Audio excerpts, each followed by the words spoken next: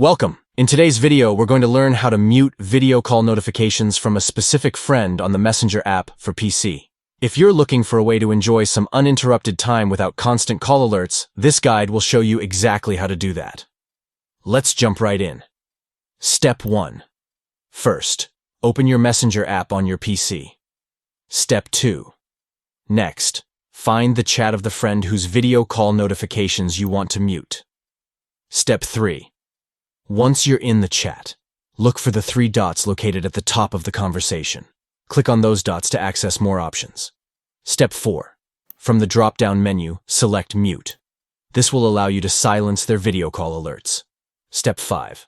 Finally, you'll be prompted to choose how long you want to mute notifications for. Select the period that suits you best, then click Mute to confirm. And that's it. You've successfully muted video call notifications from that specific friend. Now you can enjoy your peace and quiet without those pesky interruptions. Remember, you can always unmute them later if you change your mind. Thanks for watching, and if you found this video helpful, don't forget to like and subscribe for more useful tips and tricks.